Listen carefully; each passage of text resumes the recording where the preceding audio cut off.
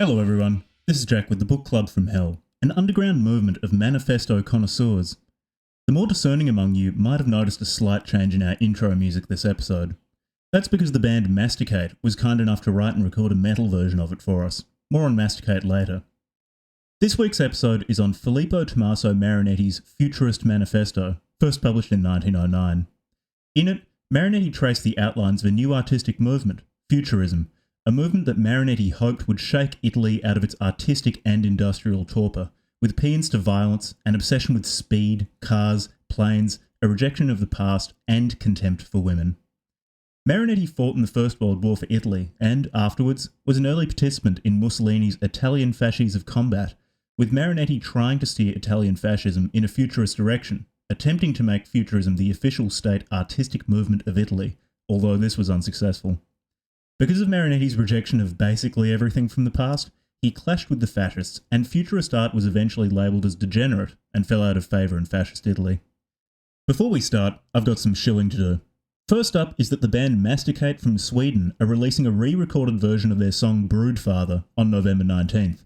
They're a great band. MASTICATE's details will be in the show notes for anyone interested. I recommend you check them out. Secondly, I've written and published a novel called Tower. It's a surreal science fiction fever dream about the medical treatment of souls, the march of technics, and an ever-growing tower absorbing the world around it. It's available on Amazon and Apple Books, links in the show notes. One final thing to note. For life reasons, there won't be a new episode next week. We're both sorry about this, and we'll have a new episode to go the week after next. So, if you're ready to go fast, then listen on. Enjoy. You like fast cars, right? Zoom, zoom. I love fast cars. Vroom, I love vroom. factories. I love electric streetlights. Just so Especially good. electric streetlights. Just industrial noises in general. Just harsh noise. That's the sound And of youth. futurism. That's definitely a recurring theme on this show is how much people like youth. We haven't read anybody yet who's just proactively like, yeah, how good would a gerontocracy be? And yet, that's kind of our system of government. The at least implicit guiding philosophy of the Western system of government, at least, seems just to be for baby boomers to seems to be step how do we aside. funnel as much money from young people to old people as we possibly can. And there is no foreign war that we will not undertake to achieve this goal. So I guess you can have the futurists writing about how much they love youth, or Yukio Mishima talking about how much he loves youth. But in actuality, we've got the opposite, at least in terms of enacted philosophy. Yeah, I suppose these guys are just reactionaries then, aren't they? Yeah, they're reacting against the inexorable trend of progress, of more and more money going towards the old. BAP, now Marinetti, and who else? Yeah, Mishima. Yeah. Everybody gets around youth. They get around it aesthetically, but then when the rubber hits the road, we want bigger retirement payments. It's all about pensions. Pensions are what really get people going. None of this futurist stuff. Yeah, that's what really gets me out of bed in the morning. Just nice pension. Can't wait for 30% of what I earn to go to pensions. You'll get there one day, mate. Then I'll be all about pensions. So we've got the Futurist Manifesto by Filippo Tomasso Marinetti. I'd probably... Marinetti! Yeah, well, I was about to say there's probably a better Italian way to say it, but you beat me to it. Yeah. Marinetti. How hard do the Italians roll their R's? Yeah, we both speak Italian Marinetti. flawlessly. I don't know. Yeah, so this was inspired by the Futurist Manifesto, or the Ionic Futurist Manifesto. A little known fact, the Futurist Manifesto, which was first published in 1909, was so far ahead of its time, it was so future-oriented, that it was actually inspired by the Ionic Futurist Manifesto, which was, I forget when exactly, published after the year 2000. Yeah. They actually foresaw it, were inspired by it, and then brought that back to Milan and wrote this in manifesto 1912 on the basis of the shitty MS Paint, like black suns stuck onto hot Aryan babe pictures in the honest It's presumably because Marinetti was like driving around in his DeLorean in 1912 Milan. Yeah, so this is a remarkably future-oriented work. I found this is an interesting one because we've covered things that talk about art. For example, Sun and Steel, Mishima talks about art quite a lot and what, at least in his opinion, Mike Ma constitutes good art. Mike Ma loves that. Yeah, kind of rambles about it. He's a soft heart. Soft, kind heart. Yeah, he talks about what goes into making a good Vine video.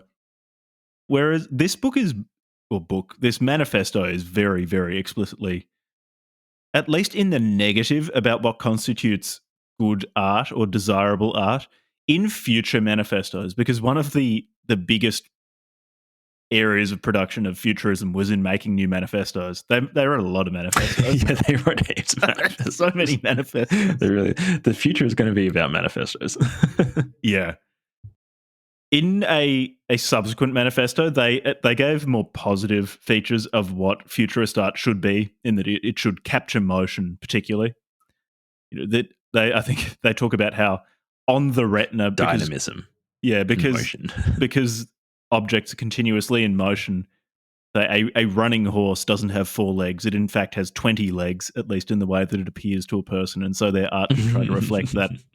In this manifesto, they don't offer these positive aspects, really, of what the art should be, not concretely. Instead, they more say that it's not going to be beholden to the past. It has, I guess, contempt for women. Oh, no, for woman. It's singular in this. They say that it should have contempt for woman. I suppose that's a positive feature of art. They are saying what it should be rather than what it shouldn't be.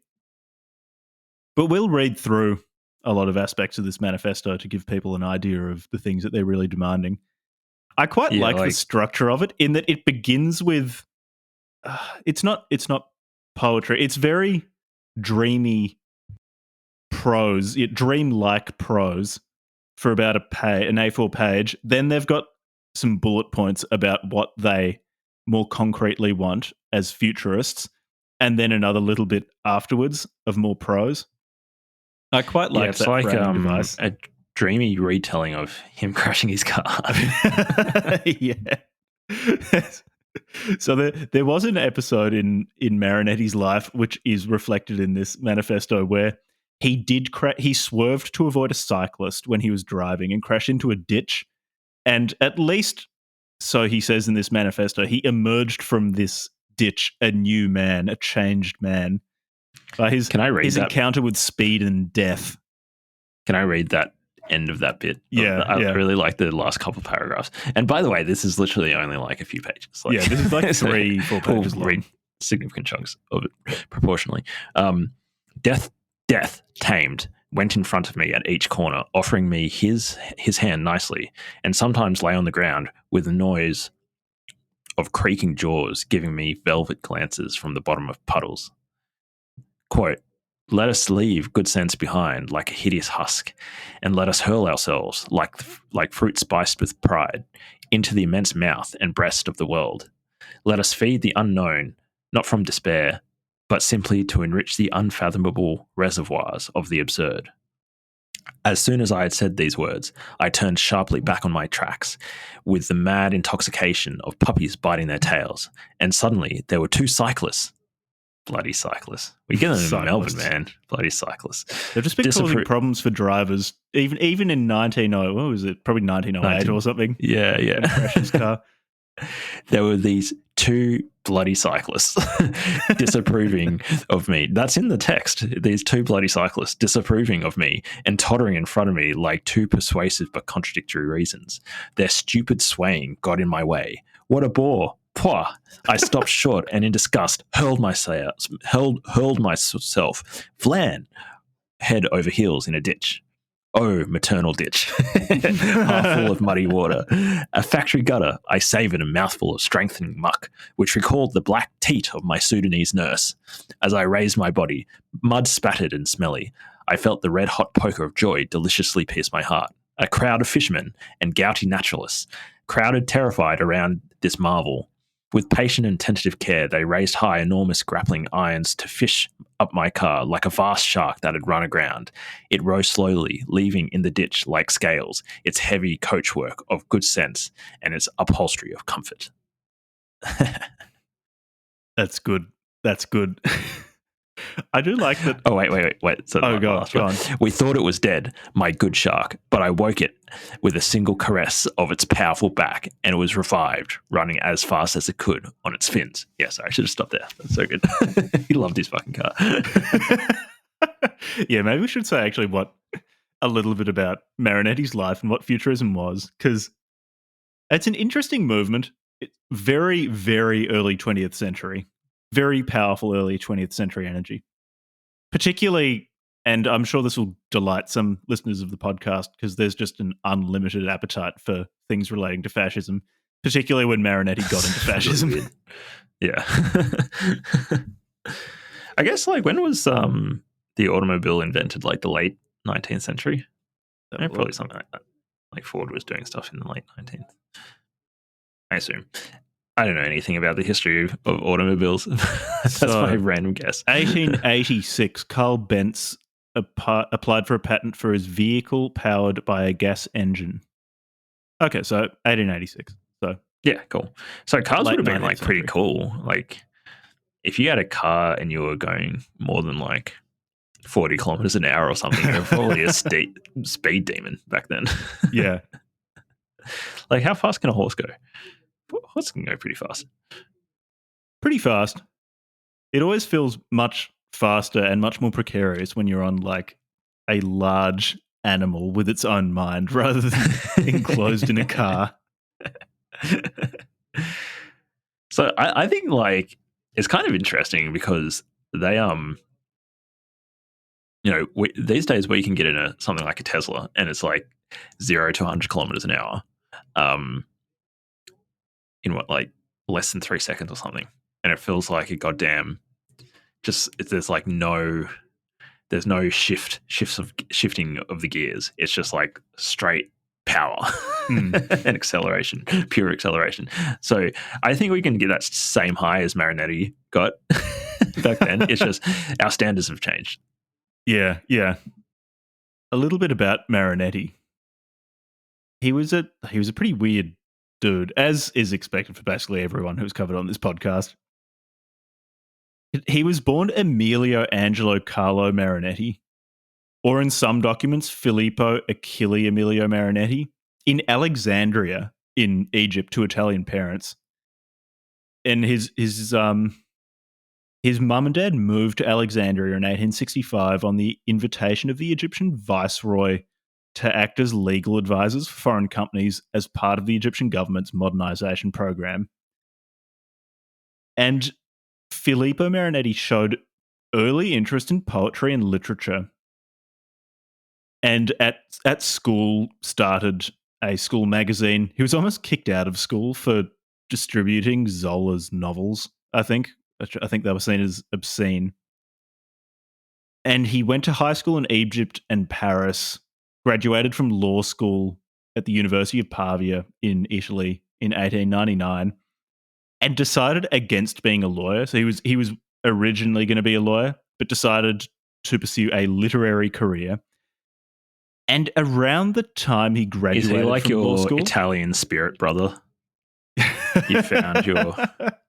leave your nice professional career, become a weirdo literary poet person. I'm going to publish the third Futurist Manifesto, because we've got the Futurist Manifesto, the Ionic Futurist Manifesto, and then whatever I come up with in the next few years. You need like a manifesto that extends Tower, that extends the principles of Tower. We need to like manifest a corporation in the physical body of a tower. The objectified Futurist Manifesto. Turn into like a plank. Jack turns into a plank. If people haven't read Tower, actually no, by the time this is released, Tower also will be released. So I expect everyone listening has already finished Tower, has bought several copies of Tower and has finished each one individually. And you'll know what understand objectification all is. of our in-jokes about Tower from now on. Otherwise, like half our show is not going to make any sense anymore. About turning into a window pane and finding transcendent meaning as a window pane. I wonder what inanimate object I would turn into. I think maybe a pair of sneakers or something lame like that. Anyway, so that is going to be, I'm going to write the third Futurist Manifesto. The future keeps coming, and so it keeps needing new manifestos. That's the problem with the future. I'll write the future-proofed Futurist Manifesto, and that'll be the last word in futurism. Do you want to read out the actual manifesto part? Yeah. I just want to, actually, one thing that I just don't understand why he did this. So Marinetti wasn't born Filippo Tomasso Marinetti, but at around the time he graduated from law school, he just started signing stuff with that name. He had like an identity crisis or something. Yeah, so maybe I'll need to change my name to something new, like John. I'll be John. Be Jono. Jono, yeah. Legally Jono. I didn't even know if he legally changed his name. He just started signing stuff like that. Maybe before we read stuff, though, just a little bit more about Marinetti's life, because it does contextualize this. Because so the Futurist Manifesto and was we need to stretch out this eepisode. So. Yeah, it was written in 1908, published in 1909. It was first published as the preface of an edition of Marinetti's poems, and it was then published in an Italian newspaper, I think in Bologna, and then published in Paris. I think it was in Le Figaro, and it was at a time when there was really rapid change in industrial technology and mechanical technology. Like the car had been invented and was beginning to be produced at a larger scale. There were aeroplanes. The First World War was nearby, and Marinetti did go to fight in that. He and a bunch of other futurists fought in a bicycle warfare division in the mountains. That's so ridiculous. And it was disbanded pretty quickly because they decided that completely ineffective. A bicycle division, especially in the mountains, is not that effective. These guys sound like a bunch of wackos. Yeah. So I think after that, Marinetti fought in an artillery division, and he got injured really, really badly doing that. A few of the other futurists died as well. I think Boccioni got killed in combat. So Umberto Boccioni was another one of the very, very prominent futurists. I really liked Umberto Boccioni's art. His sculptures are really cool. Yeah, the futurists, the sculptures and the paintings, Severini's paintings too, are really, really cool. They've got some really cool paintings. Yeah. Like, this isn't like the Ionic Futurist Manifesto where it's just funny. Like this is a very extreme view of the world, but they actually did produce really, really interesting art. And like clearly like then went on to influence like data and stuff, right? And even probably some other things. You can see it's early stuff. Yeah, they were at an interesting time. It's pre-First World War when the avant-garde in European art was really, really pushing towards further abstraction. After the First World War, the artistic world seemed to recoil to quite a large extent from that abstraction after the horrors of the war and tried to take for more inspiration from classical art. But yeah, the futurists arose at this time when art was getting more and more abstract. They also sort of prefigured the First World War in that in this manifesto, as you'll hear when we read out parts of it, they love youth, violence, speed, mechanization. So I can only assume that they loved mechanized trench warfare in the First World War. They love nationalism too.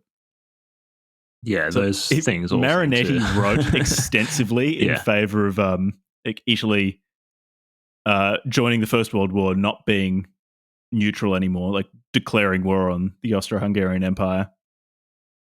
There was a stunt, I think it was at a theatre where Boccioni like cut up an Austrian flag and like threw it into the audience while Marinetti was waving an Italian flag.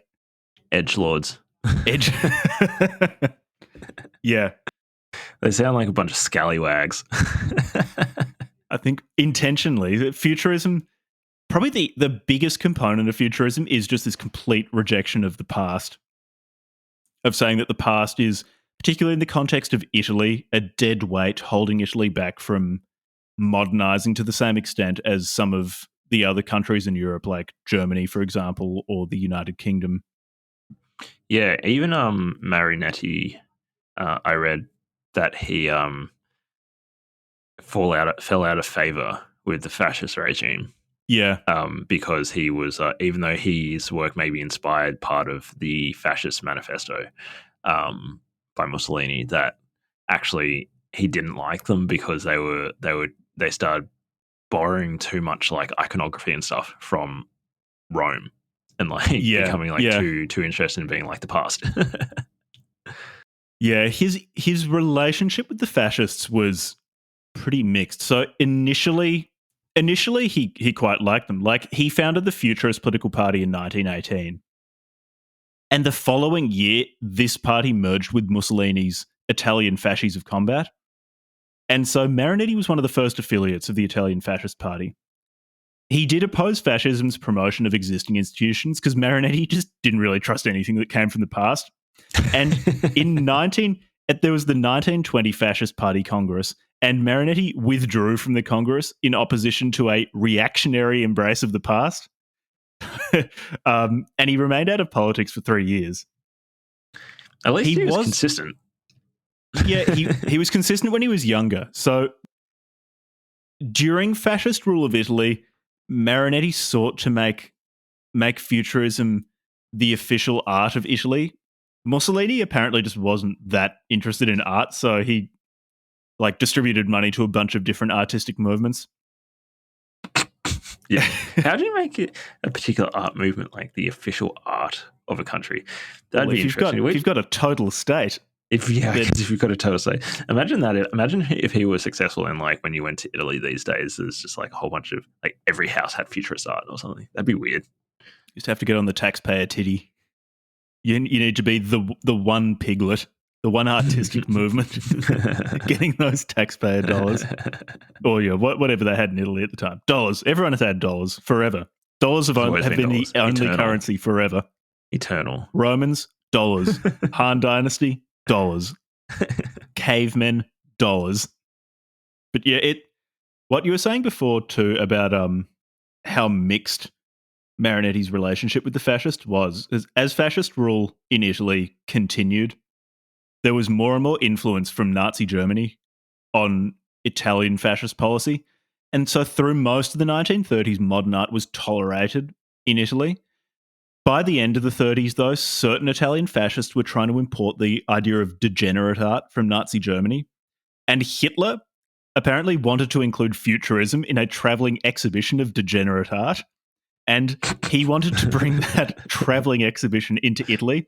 And Marinetti successfully lobbied to have it not allowed into Italy because he wanted to maintain Futurism's reputation among the fascists. That's so weird. What a strange history. And yeah, Marinetti fought. He made a lot of what were initially perhaps not concessions, depending on how anti-Semitic he was. Later, significant philosophical concessions to the fascist regime to keep Futurism in favour. So in 1938, the racial laws were passed in Italy, which discriminated against Italian Jews. Anti-Semitism in Italy attacked modern art as foreign anti-nationalist, somehow connected with Jews. And on the basis of this, the Italian state shut down Futurist journals, started persecuting Futurist artists, despite Marinetti's protests that Futurism was Italian, it was nationalist, there were no Jews in Futurism.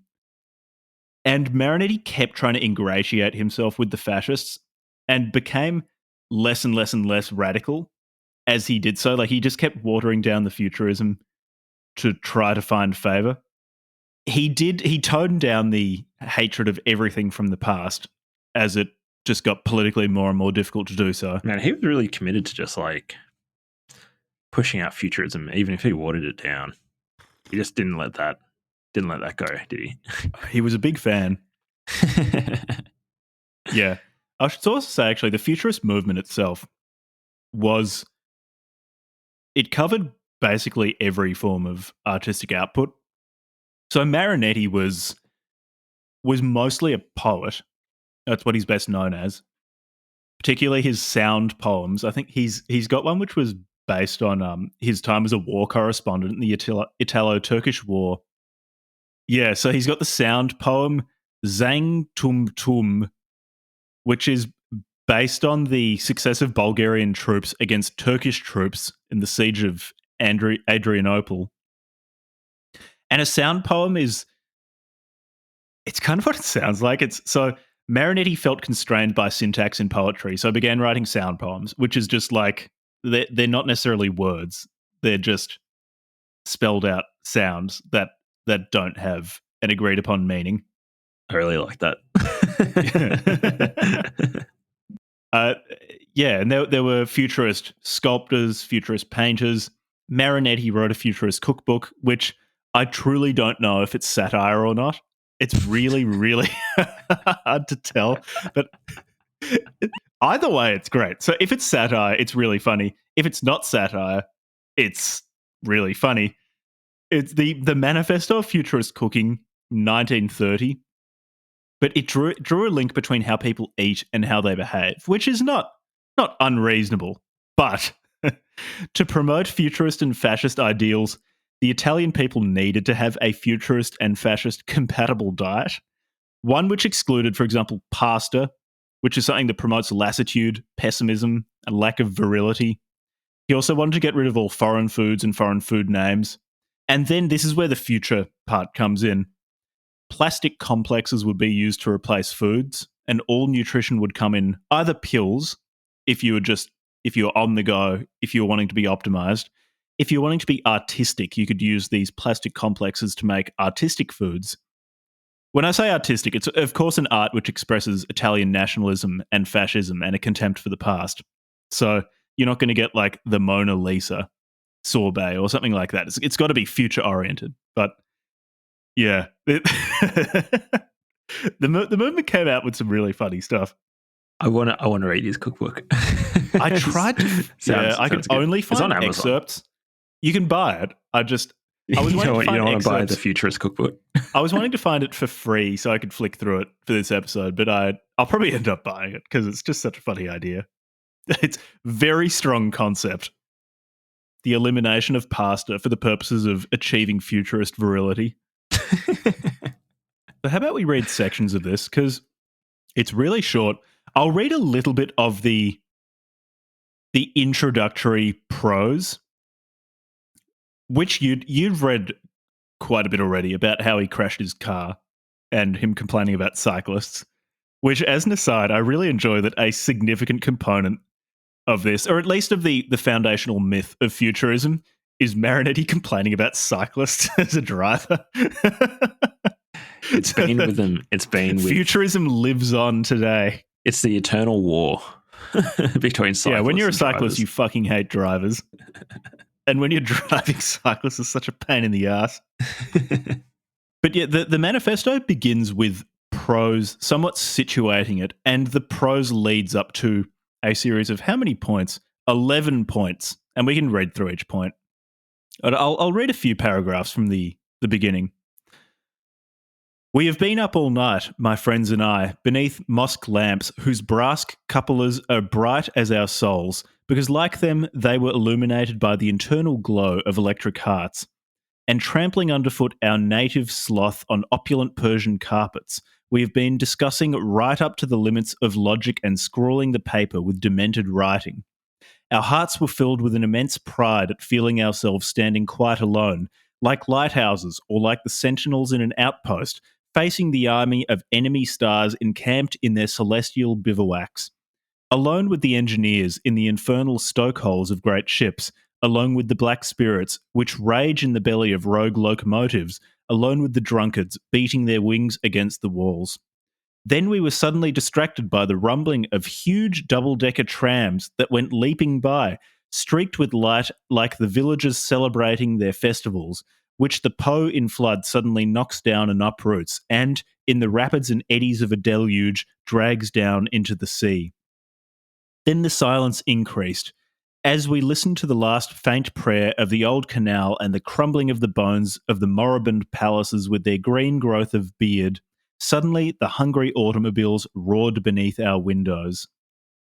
"Come, my friends," I said, "let us go. At last, mythology and the mystic cult of the ideal have been left behind. We are going to be present at the birth of the centaur, and we shall soon see the first angels fly. We must break down the gates of life to test the bolts and the padlocks. Let us go. Here is the very first sunrise on earth. Nothing equals the splendor of its red sword, which strikes for the first time in our millennial darkness." And it continues on like that. These themes of the old world being decrepit, it decaying, and it being smashed to pieces by particularly automobiles, because they love fast cars. They're just typical Italians, aren't they? They can't help themselves. They love fast cars. So good. They love noisy machinery, and it's going to destroy the old world. And this section culminates in what Levi read out before about how he crashed into a ditch and then emerged from the maternal ditch a new man. Then you've got the manifesto of futurism, these 14 points. Do you want to just alternate reading out points? We can comment on them. Yeah, should we have a race to see how fast we can read them? Oh yeah, that'd be really good. That'd be so futurist. And then just chucking out kablam. Yeah, I could improv a sound poem while you try to read out the manifesto as quickly as I can. All right. Let's see. And if it's completely terrible, we could just cut it out. No, how about we just read it like past loving horrible people? Keep this intelligible. All right, kick us off. Point 1. We want to sing the love of danger, the habit of energy and rashness. 2. Okay. The essential elements of our poetry will be courage, audacity, and revolt. So it's quite funny reading this after having read the Ionic Futurist Manifesto, which reheats a few of these things just in a much shitter form. Really shitty form. The problem is, it's like the spectre of that shitty form haunts my reading of this. The well has been poisoned for the past. That's kind of good though, right? That's in keeping with futurism. I mean, this text is of the past from our point of view. This is of the past. Yeah. And it has been trashed by something of the future. So that, yeah, futurism is alive and well. How do you keep shouldn't you really just have like a single futurist manifesto that never really gets published, but is always just kept in a work in progress state, just somewhere in just like on the web or something? That's always. What about with ChatGPT? You can just get it to auto-generate new text based on this manifesto all the time. So you've just got a constantly updated one. Yeah, and it should just filter in like new news as like things happen in the world. Yeah, that would be really, really good if That'd you be futurist. Just have an ever-present futurist manifesto.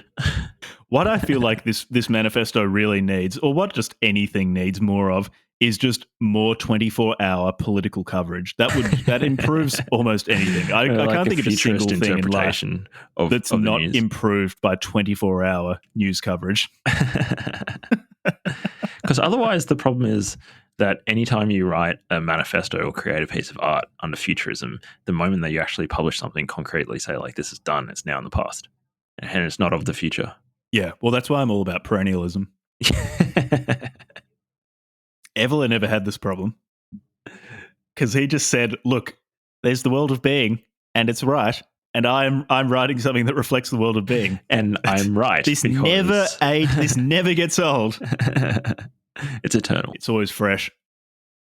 Yeah. Okay, point 3. Literature has up to now magnified pensive immobility, ecstasy and slumber. We want to exalt movements of aggression, feverish sleeplessness, the double march, the perilous leap, the slap and the blow with the fist. So you can already see that he talks about what he doesn't want art to be. Something full of lassitude, something old, something beholden to the past. He talks about what he wants it to be, which is aggressive, fast, feverish, mobile. As I said earlier, in subsequent manifestos, particularly that mobile aspect will be emphasized. So futurist painting and sculpture will try to capture this sense of continuous movement of an object rather than stasis. Point 4. We declare that the splendor of the world has been enriched by a new beauty, the beauty of speed. I like that. Probably exactly what he meant. Although this does have pretty strong amphet energy, so he might be talking kind of about does, doesn't it? when we're in amphetamines. A racing automobile with its bonnet adorned with great tubes like serpents with explosive breath. A roaring motorcar, which seems to run on machine gun fire, is more beautiful than the victory of Samothrace. Amphetamine first synthesized in 1887 in Germany. Yeah, these guys are all smashing it, for sure. This definitely might over have the been counter. smashing amphet. Nice. Yeah. I didn't know Germany gifted the world amphetamine. Makes sense though. Good on them. Doesn't? Don't you reckon that like probably Hitler was just on like boatloads of amphetamines? I think it's been confirmed that he was he's just blasted on amphetamine Yeah, clearly continuously. was. Yeah, and I mean a lot of these, wouldn't be surprised. There's definitely, we've commented on this in the Ionic Futurist Manifesto episode, that there's a strong affinity between amphetamine energy and fascist energy. And I guess futurist energy, right? Like fascist, futurists, they get around amphetamines. Just grab an 8-ball and become a fascist. stylish fascist on amphetamines. It's really weird, isn't it? It's a strange affinity. I wonder if this explains any of like the people on our Discord. I think Terence McKenna was ridiculous a lot of the time, but I think his observation that there is a deep link between people's preferences for certain drugs and certain ideologies has a lot of truth to it. Yeah, I'm a really big fan of caffeine at the moment. Trying to caffeine's pretty my good. job, be like a normal person. Exist in our dominator culture. Yeah, in our dominator culture. I'm trying not to like partake in like DMT on a regular basis at the moment. So I'm trying to really wean myself off that 5-MeO DMT addiction that I had. I've never tried 5-MeO and I'm not sure I want to. Screaming abyss addiction. Isn't 5-MeO meant to be like DMT but with far fewer visuals and far more just absolute shattering of the ego? Yeah, apparently it's really scary. It doesn't sound fun. I mean, like DMT if someone sounds put fun. it in front of me, I'd probably try it, but yeah, I wouldn't necessarily be happy about it. Like, I don't want to do this, but I'm going to do it. But I'm kind of curious. It's like salvia. Yeah, curiosity destroyed your ego. Yeah. It's shattered it into an infinite number of pieces. Into an infinite number of cats. Okay, point 5. We want to sing The Man at the Wheel, the ideal axis of which crosses the Earth, itself hurled along its orbit. I just love cars. But I guess, so at the time this was written, though, cars were new. Cars were cool. Can you imagine? Yeah, because there still would have been a lot of horses around too. Can you imagine? Well, it would be like now. So we have cars. If some new form of transportation came about that was so much faster and cooler, and was like we're more used to I guess not in humanity, but things being inorganic now. We're so much more used to machines than someone writing in 1908. Yeah, it would have been crazy. Yeah.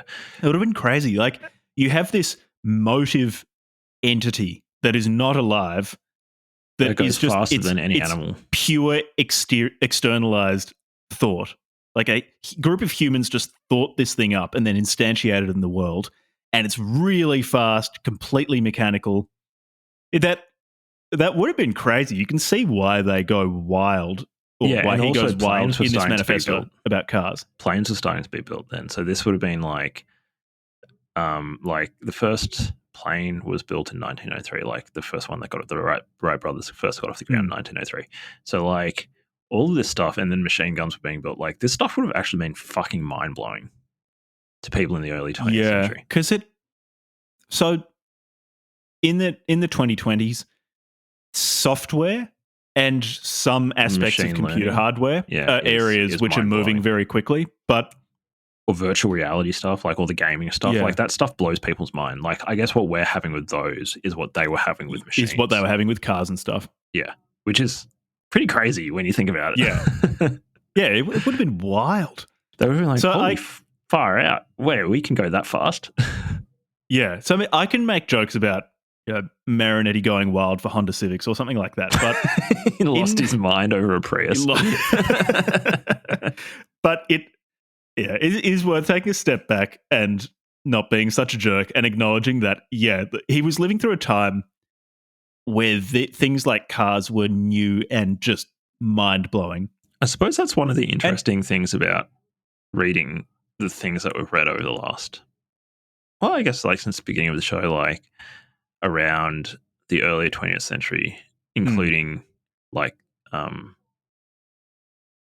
Were of Trouble, Junger, this, Mussolini, like is getting a sense of like just how different the world was in these cases, like especially Europe, in the early 20th century. Like it's almost like it's very difficult to even imagine what it would have been like because there's such radical changes in technology happening so quickly. It would have been, I guess, extremely like culturally disruptive. Well, I suppose it was. Like we have a document manifesto right here. Yeah. The early 20th century does feel extremely modern whenever I read about it, because it's an interesting time.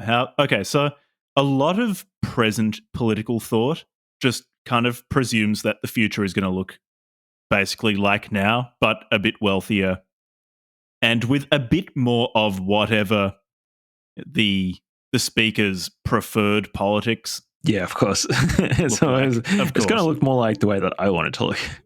Yeah, but it's still almost all the time when you hear political forecasts about the future, it looks like now. It's either just with a bit of a garnish. It's like, but it'll be more ecological, or it will be more cosmopolitan, or it will be more nationalist. It will be more protectionist. Like there are little garnishes on top, but it broadly looks like now. Whereas in the early 20th century, political thinkers were looking at a future that just looked dramatically different.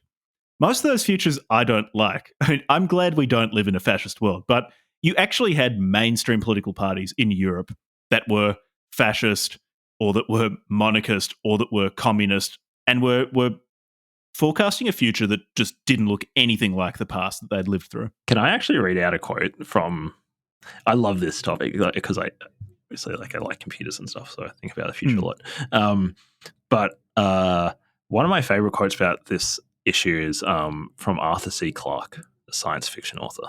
Mm-hmm. He has this... there was this show on BBC called Horizon, and he's talking about being a science fiction author, and he's trying to explain like the difficulty of being a science fiction author.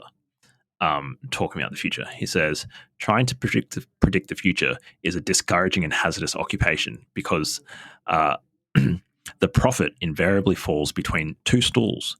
On the one hand, if his predictions sound at all reasonable, you can be quite sure that in the 20 or 50 years that progress of science and technology has made him seem ridiculously conservative. Yet on the other hand, if by some miracle a prophet could describe the future exactly as it was going to take place, his predictions would sound so absurd, so far-fetched that everybody would love him, love to scorn him.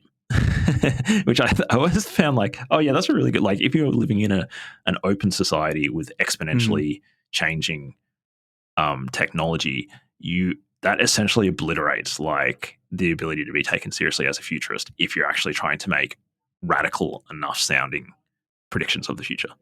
Which, when you think from the early 20th century until say like the 1970s or something, so like from when Marinetti was writing to like say like the 80s or something, or like even just like from the publication of this manifesto, like 1909 to 2009, it's crazy. Like I don't think he would have been able to envisage the way the world's changed.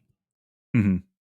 And if he did, like Jules Verne maybe is like one of the only authors that like had a couple of like bangers where he made like some crazy predictions about what would happen. Okay, so who? I think cyberpunk Čapek, people do it pretty well as well. I think Čapek. Who's that? Karel Čapek is a Czech author. So he, with his book RUR, or play, he came up with the word robot. That play particularly, it's about like a mechanized workforce, at least in part. Cool. Yeah, he looks really Like, I cool. think He looks really interesting. With a lot of these forward-looking authors or Trebek. artists, like they'll almost never get everything right. Oftentimes they'll just get like this component and really, really A nail thin it. slither. Yeah. Yeah, that's really interesting. I want to read that book. That's really cool. Hey, should we get back to the Futurist Manifesto? Yeah. Well, we're talking about things around it. Just that fundamental thing of how in the early 20th century people were seeing futures that were so different and expecting the future to be so different.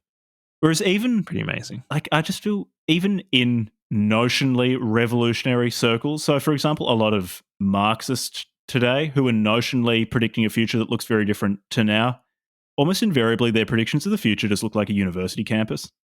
Like there's just like no imagination with political thought. Everybody's sitting around singing Kumbaya, fucking like not being productive, and singing yet somehow Kumbaya or having like lots of bread. a worryingly excited view of vengeful violence, while also assuming that they're not going to be lined up by counter-revolutionaries and shot in the back of the head. Yeah, it's always funny. You always think like, for people who are really like pro like social justice and stuff, you seem to have a real like resentful sort of streak to you. I think that's just a fundamental component of progressivism.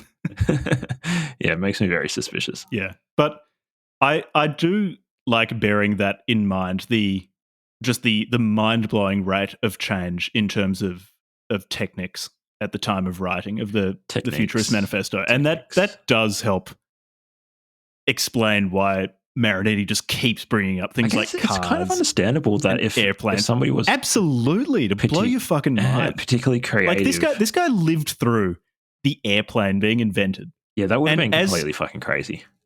Yeah, like not at this stage in futurism as much. They did talk about planes, but in later futurist works, they really focus on airplanes. Which again, it's like you lived through a time when people could take metal, like dumb rocks that you dig out of the ground and melt. You can like take these things and put them together in a certain way that they fly. You can jump in it and then like fly you can across go in it the Pacific Ocean or whatever. You can go to the United States.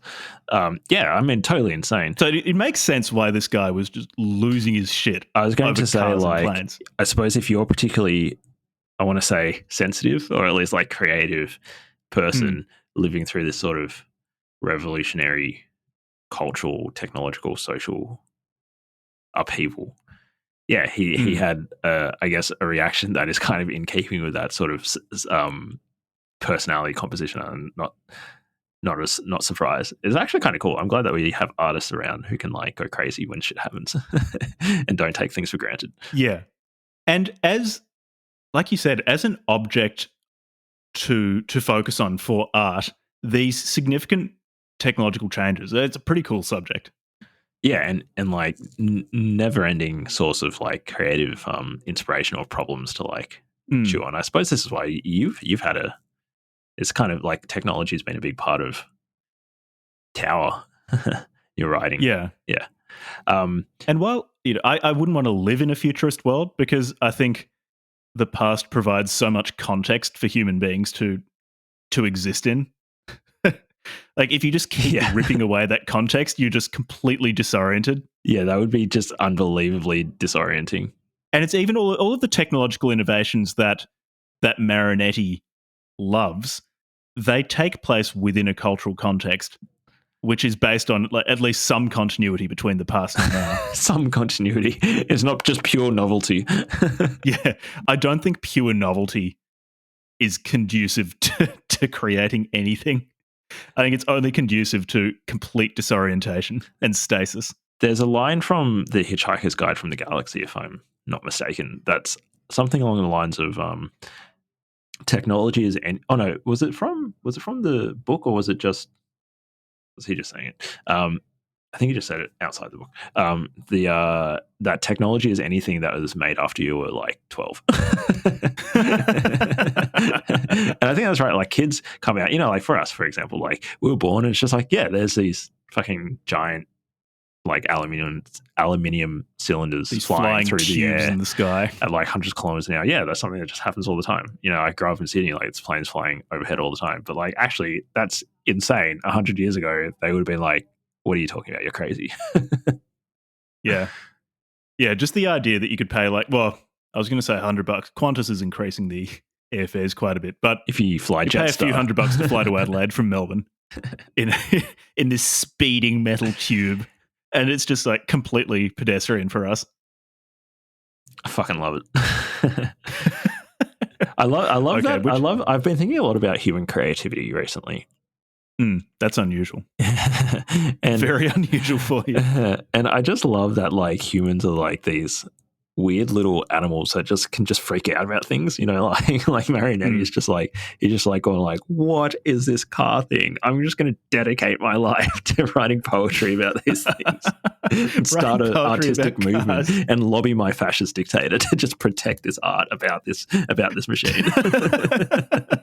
It's just like, okay, that's a bit strange, but also that's like really interesting. Like, notwithstanding all of my criticisms of like communism or like fascism or all the other things I like disagree with or whatever, like I do like that at least people are even creative enough and whatever to come up with all these interesting ideas. Like I think it's just like an endless source of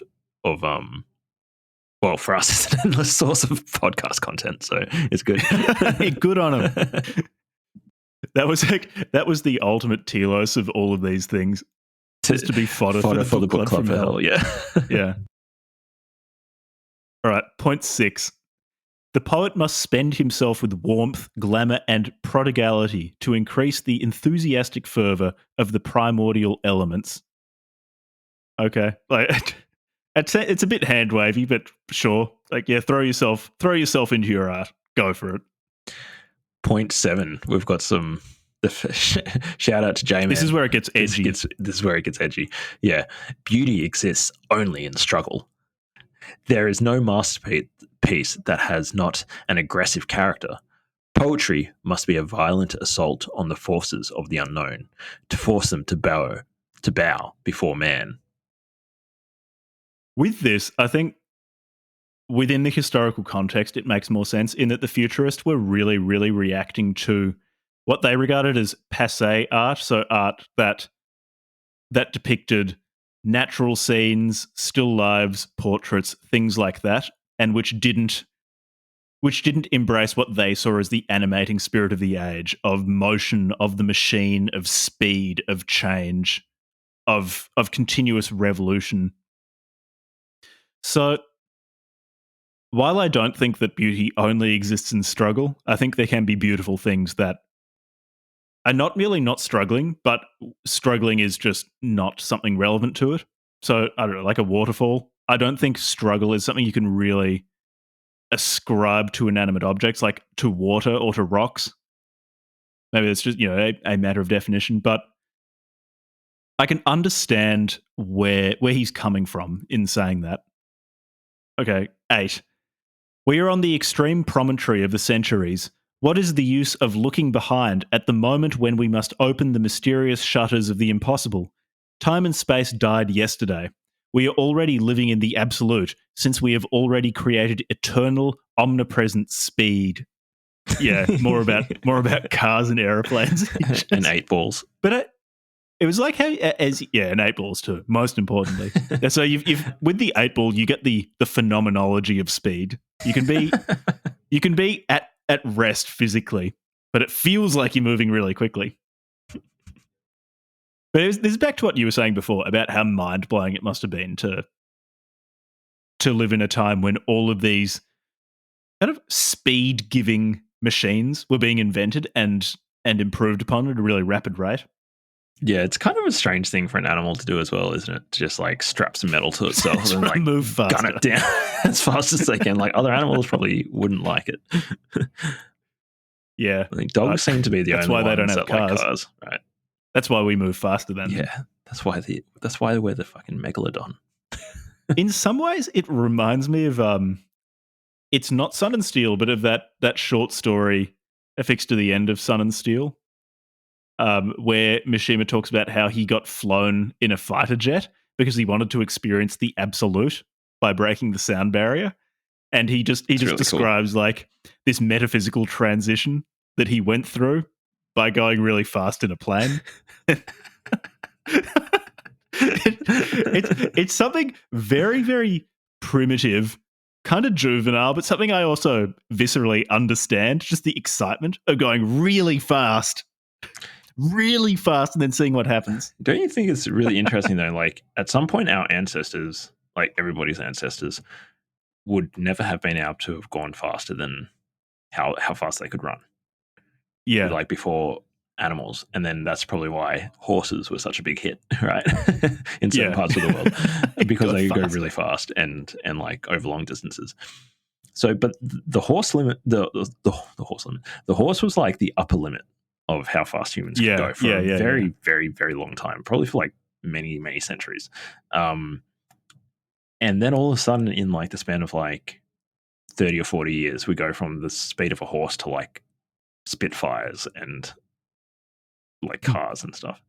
That actually is insane now that I'm reviewing it. I've never really thought about this history that deeply. Yeah. Like it's actually pretty mind-blowing. And it's so it's sinking in for me. It's so pedestrian, the idea that you can get on a plane and travel at 800 k's an hour at 30,000 feet or whatever. At 30,000 feet. 700 and other people. your experience of doing that is just kind of it's like sitting in an uncomfortable armchair with dry air. And everybody's just sitting there like it's not a big deal. Yeah, like they're just like it's at the point where it's really boring. It's really boring. You kind of don't. In fact, people don't. Yeah, it's actually a bit of a nuisance. It's like, damn it, I have to fly to Melbourne this week. God damn it! But actually, like, I'm about to fly to Melbourne and like fly over the Bass Strait.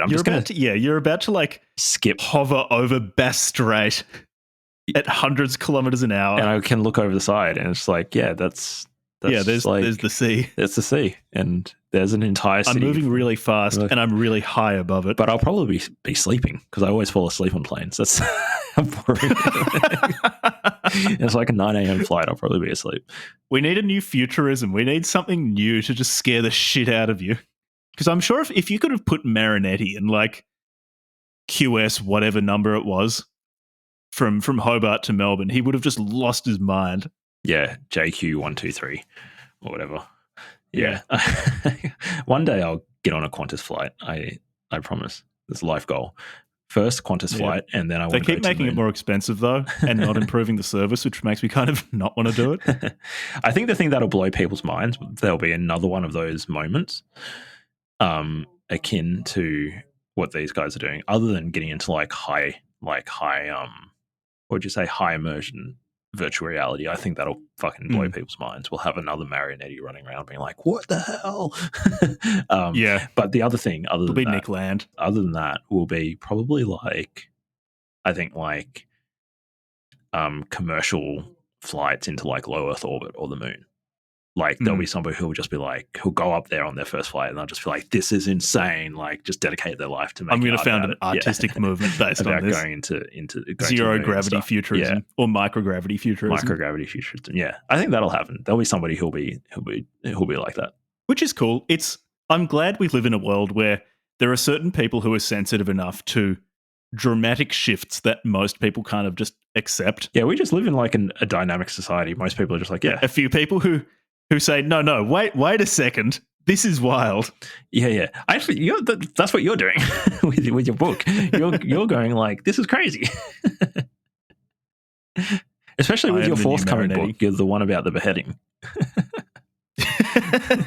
Like live streaming, auto self-decapitation or whatever, it's auto decapitation. Live streaming that. Like, because it is completely wild that we can live stream, like you jump on YouTube or whatever, there'll just be people live streaming to like hundreds of thousands of people from their home. It's completely insane. And people are just used to it. Yeah, completely used to it. Like, I'll tip this guy $5. Okay, where were we? 9. We want to glorify war, the only cure for the world. Militarism, patriotism, the destructive gestures of the anarchists, the beautiful ideas which kill, and contempt for woman. It's not a true book club from hell episode unless you just get a bit of misogyny. I like how he slides it in at the end. Yeah, and how he just coagulates all women into just woman. Woman. Woman. I assume, is that maybe just a translation error? Anyways, I'm not sure. I still I'm not understand sure. what he's trying to get at. I was reading this one commentary on it that was like, oh, you know, there's like feminist futurists and, you know, like actually we're trying to like do some hand wavy thing and explain how Marinetti wasn't actually just misogynistic. It's like, no, I think he was just misogynistic. So there were female futurists. It took a while for them to come in, and it was always futurism was always like sausage dominant. It was like high sausage density. That's a movement. But there are a few non-sausage futurists, and the non-sausage futurists, at least one of them said, okay, it's not about men and women. It's about masculine and feminine temperaments. And everyone has a mix of these, and every society has a mix of them, and you need a mix of them. But the masculine is better. It's almost like an Ayn Rand thing, where Ayn Rand was like, yeah, I'm a woman. Yeah, but I'm a really masculine woman. And so I don't think this is what Marinetti's saying. I think Marinetti's just saying we love war and we hold contempt for women. And we like fast cars. Clear here. And also these new pills from Germany are amazing.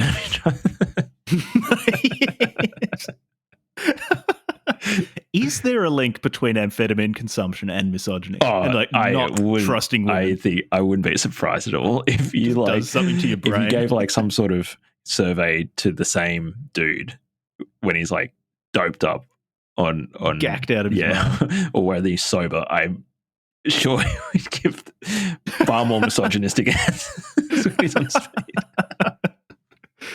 There really is an amphetamine personality type, isn't there? Yeah, kind of. Everybody sort of converges towards the one kind of ontologically pure form of the crackhead. Well, it's more. I feel like they're the ontological forms as embodied by various drugs. There is the amphetamine. There's the amphetamine guy type. There is Kiltro, which like right people tend to converge upon the amphetamine ideal. Right. But people who are more like very dominator culture, right? They tend to like stimulants. Like caffeine is a lightweight authoritarian complex drug. But you only really get to like the proper totalitarian shit when you go onto speed. That's the step above.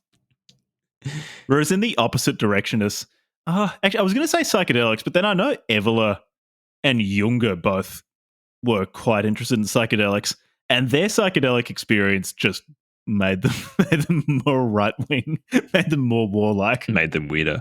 I think psychedelics just like take whatever spectrum you're trying to construct here and take whatever's in there and throw it into something multiply it by 10. Kick it up in order of magnitude and then turn it on itself and like turn it into like, I don't know, you're like trying to deal with Euclidean geometry, and actually psychedelics just turn everything into like non-Euclidean. So you get so if you gave Marinetti mushrooms, you'd get non-Euclidean contempt for women. Got it. Got it. I understand now. Non-Euclidean. Yeah, and weed just makes you like forget to do your homework. Just turns you into a fucking vegetable. And makes like Nicolas Cage into a good actor. Yeah. Makes the Die Hard movies really good. Really good. Okay, so point 10. Point 10. Yeah, I think this was an issue that this thing actually caused issues with the fascist regime, actually. Point 10. We want to demolish museums and libraries, fight morality, feminism, and all opportunist and utilitarian cowardice. Yeah, I think he didn't like the old architecture and stuff, right? Not just that.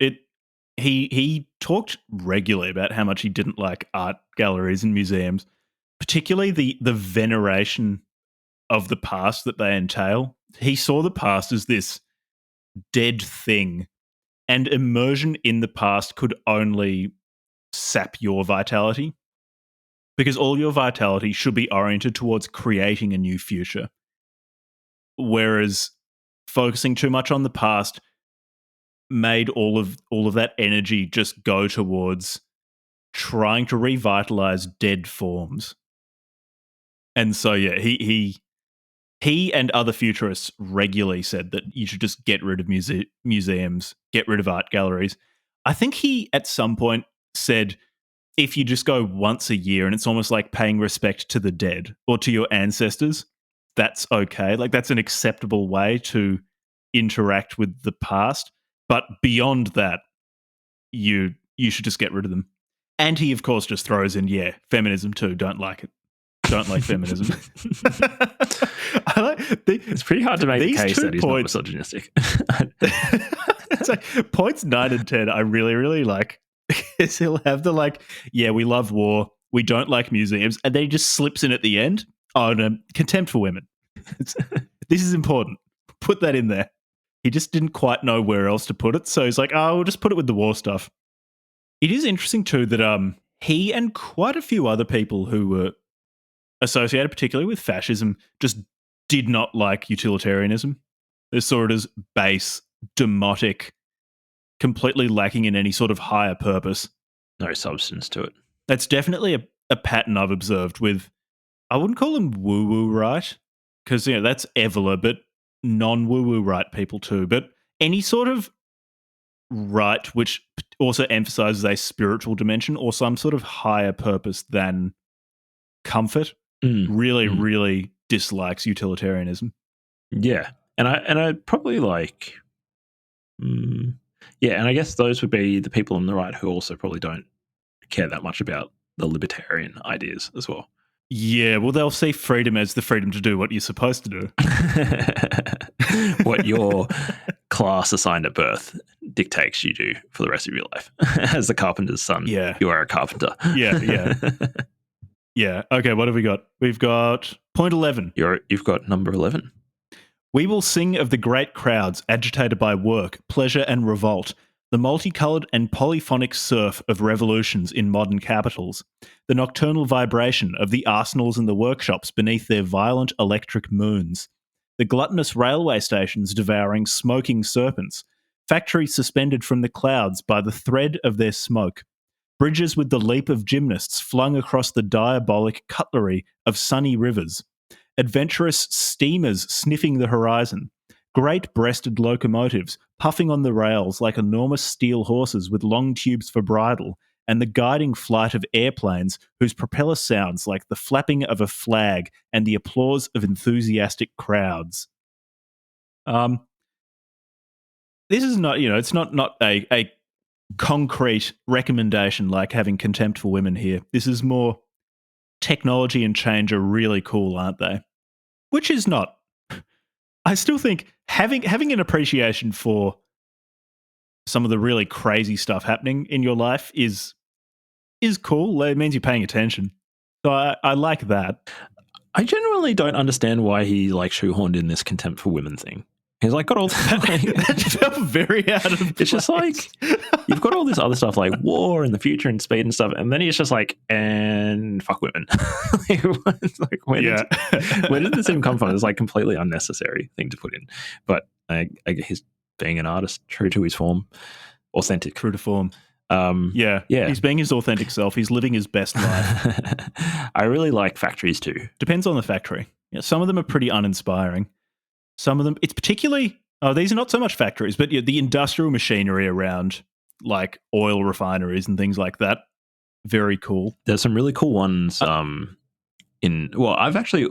quite like the ports. Some cool ones near Geelong. Ports, in Sydney there's these enormous ports, and they've got these giant machines that lift the cargo boxes off and on cargo tankers. And these things, they must be 10 stories high or something, these cranes or whatever. It's just incredible. Just a feat of pure industrialization. Let's stick a giant port on this beautiful marine reserve. Oh, yeah. She's like, you know that endangered species? Well, we've got a factory, so fuck off. Yeah, but I mean, that endangered species isn't helping me import stuff on Amazon, is it? I have this real conflict of values where I both like animals and like nature and stuff, and especially diving and whatnot. But I also really like industrialization, international shipping. I'm like, damn, how can I have both? I want my endangered species, my weird fish and stingrays and stuff, and I want them not to get killed. But I also want prime delivery.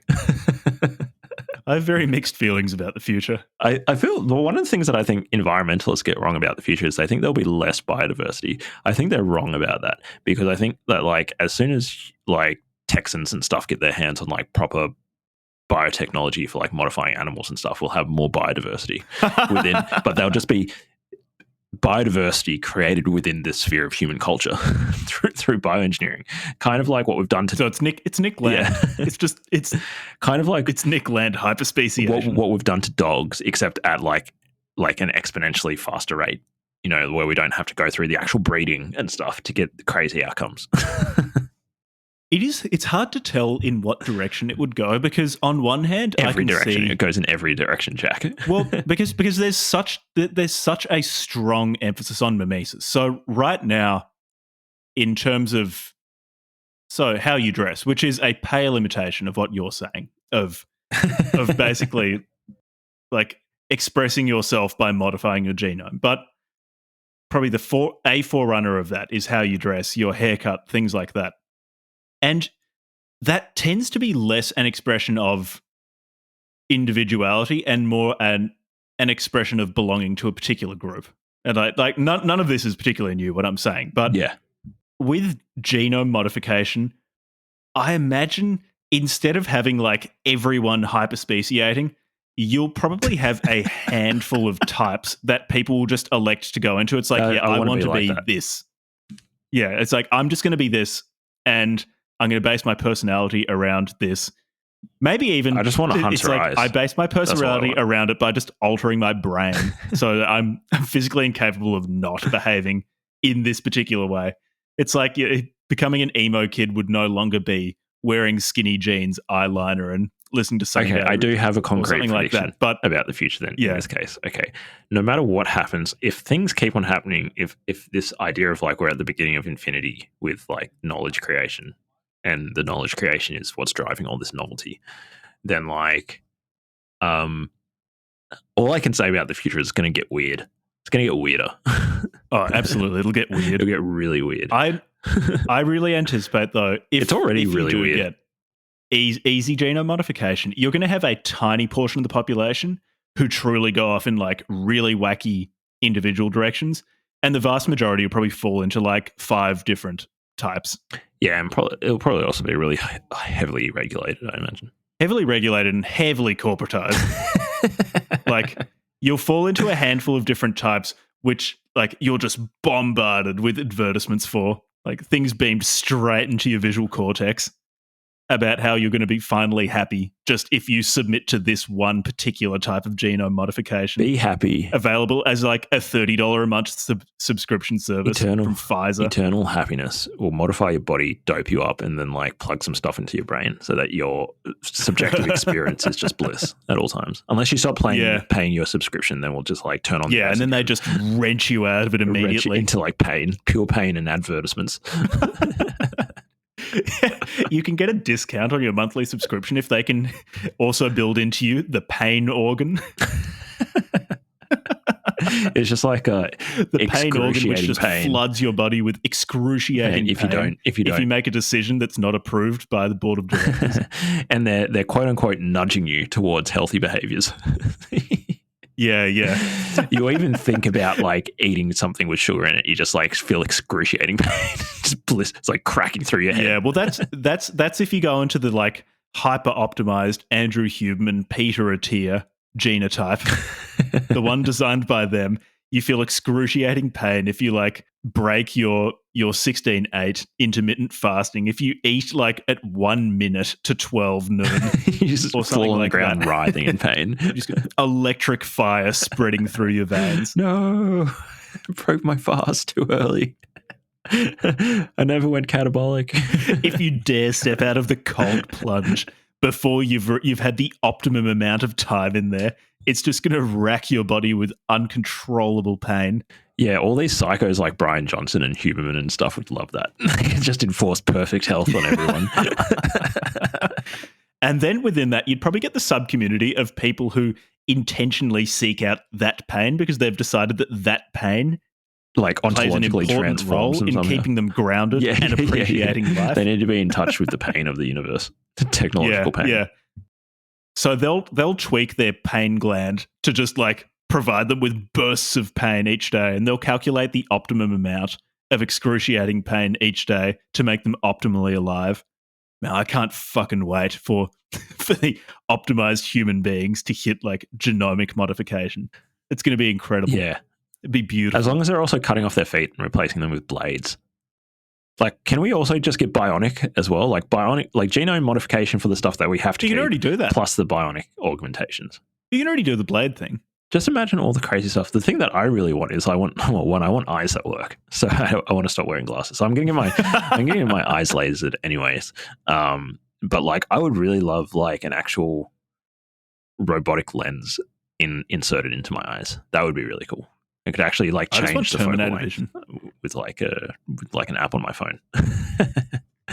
I want everything to look like Terminator Vision. Yeah, and I I've got don't red care eyes. how inconvenient it'd be. Yeah. Just get to feel like the Terminator all the time. I don't have any of the strength or anything like that of the Terminator. Everything just looks like Terminator. I just want the most inconvenient aspects of the sci-fi future. Yeah, it's I don't know. It's gonna be strange. It's already really strange. Like we're 30 now, and at the time of recording this, 2023, and the world has changed quite a lot. An alarming degree. Like I remember getting the internet. I get flashbacks to like Neopets and stuff sometimes. You know, like Neopets or like was that like Habbo Hotel and RuneScape and stuff, like those early days of like online games. RuneScape's still around. Yeah. RuneScape's still great. Huge still. It's like and what was that other one? Oh yeah, like the first time using like MSN Messenger and stuff. Mm. And now they probably wouldn't have thought like, yeah, we could stream like somebody from their home to 100,000 people in like 1080p.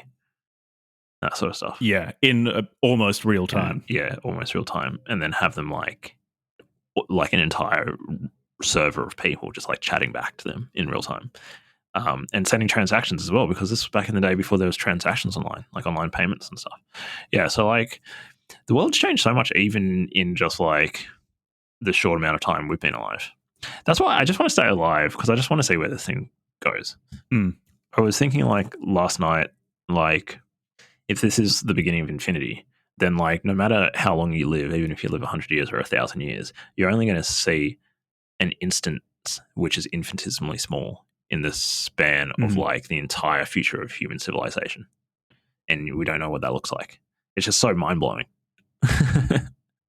I just want to stick around. I'm just hoping they make Tower into a real thing. That there's actually a planet with Tower on it. Yeah. And it's slowly growing towards us. It's going to hit Earth and incorporate us. Oh man, that would be cool. It just starts like first contact. It's like panspermia. It's just like shooting objectified at us. Spread the Tower to the rest of the galaxy. That'd be good. That's the future.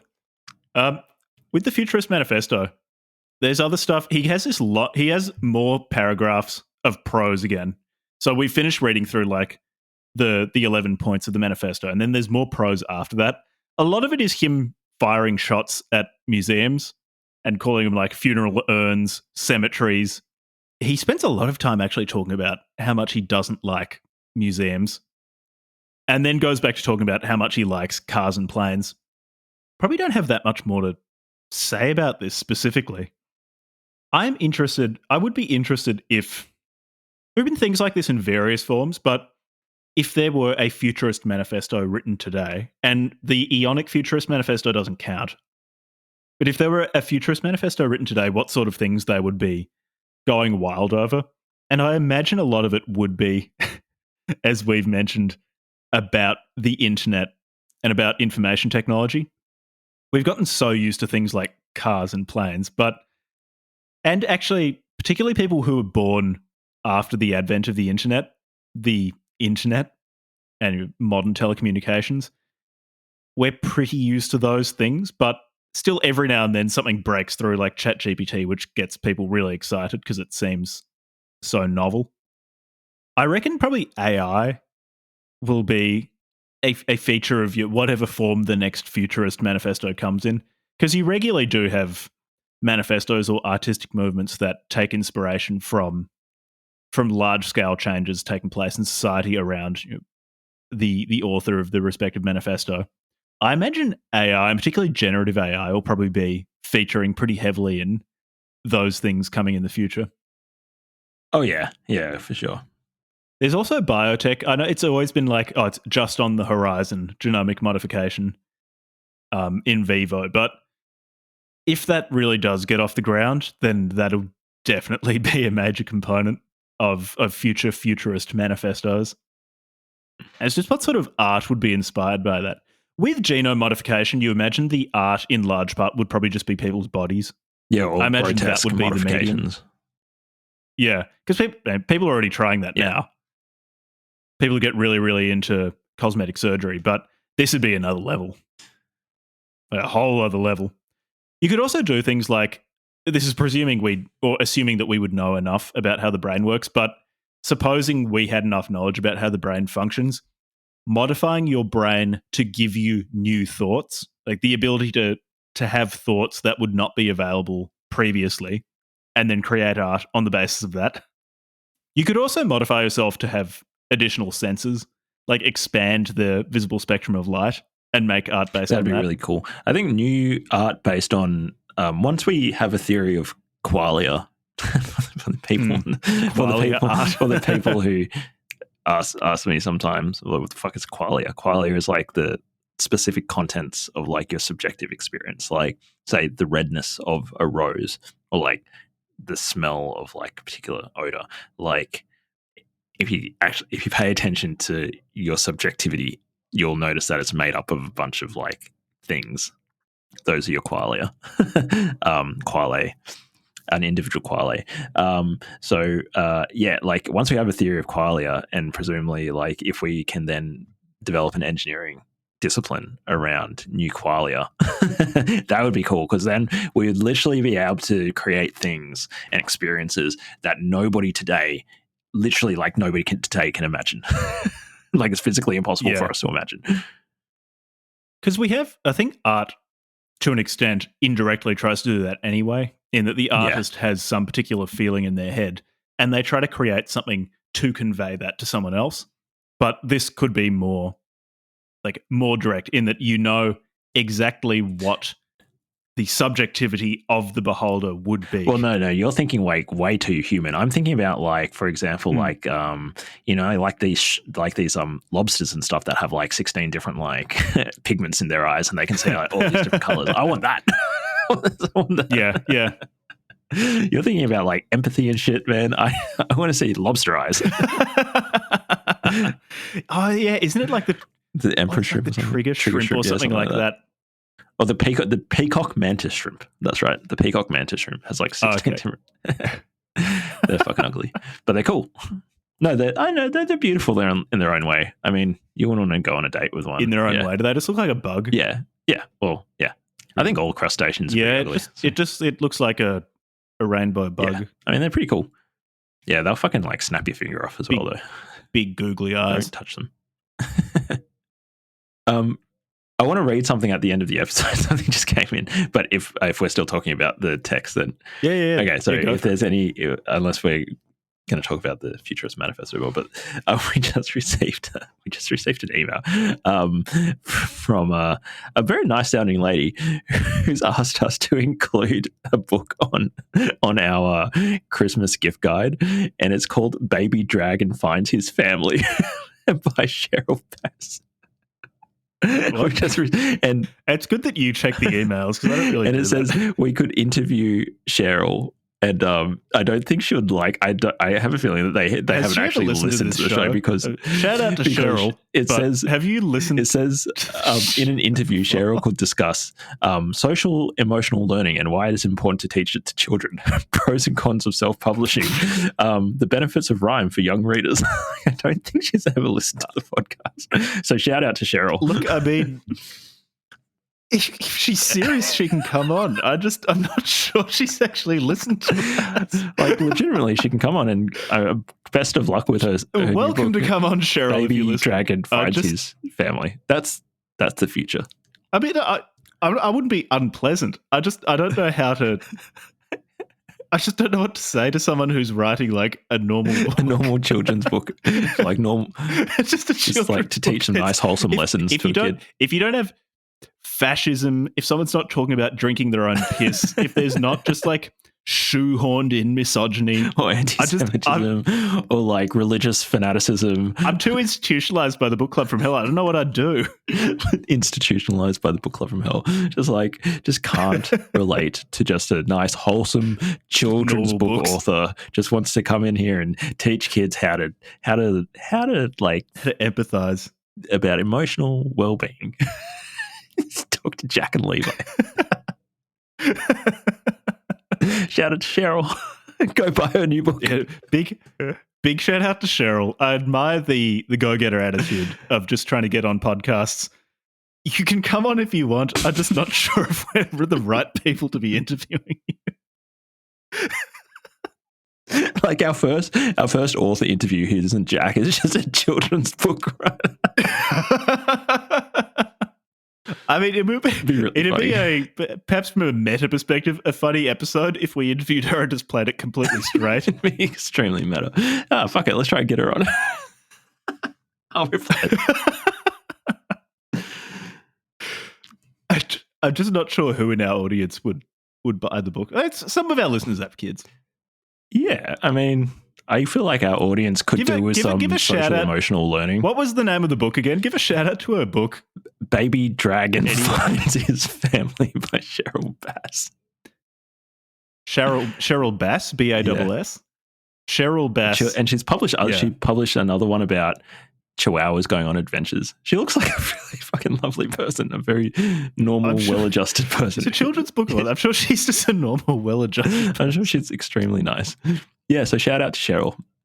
If any of you have children, go and check out her book. Shout out to Crusader of Trees. Haven't heard from Crusader of Trees in a while. Has he? He's disappeared. Yeah. Oh, no. Did he have to have a break? Oh, and shout out to Hans. I was on a voice call with Hans and he started talking about his pheromones. And that's why I'm not sure that Cheryl is the right fit for this audience. You've got to start somewhere. She's starting literally at the bottom of the barrel. She's like, all right, it's just I don't know if there's good product market fit. I found 1,000 podcasts that are book related, and this one has the least number of views. This is at the bottom. I'll start there. Just start from the bottom, climb up. I mean, she did make a bad decision in that we will have her on for an interview if she really wants. And we will be nice. If we ever actually interview another author outside of just us two, like, I will be nice. Just be mean to them. Unless it's Don Paris. The best way to attract more authors is just to be like intentionally antagonistic. Bring them on, just try to humiliate them. They love that. There's no way we wouldn't get more attention. We could between two ferns the shit out of them. Be really uncomfortable. Between two internet edgelords. Yeah. Do we have anything else? Oh, yeah. Would you recommend the Futurist Manifesto? It's 4 pages, so yeah, sure. Why not? Yeah. That's the thing. It's such a small time commitment. It's kind of cool thinking about just how incredible a lot of engineering is. And if you think about it within that historical context, it can give you some sort of sense of how wild technology is. So it's cool in that perspective. Yeah. I think a lot of futurist art looks cool. It's historically I can't say I haven't read any sound poems, so I can't comment on how good those are, but If you're interested in this sort of thing, yeah, fine. Give it a shot. There's a sort of a lukewarm recommendation from me. It's more just a default. I think I'll recommend anything that's under like 10 pages. That's just a matter of It's like, it will take you 15 minutes to read if you go slowly. So cool. Well, thanks for listening. I hope your future is weird. Shout out to Cheryl.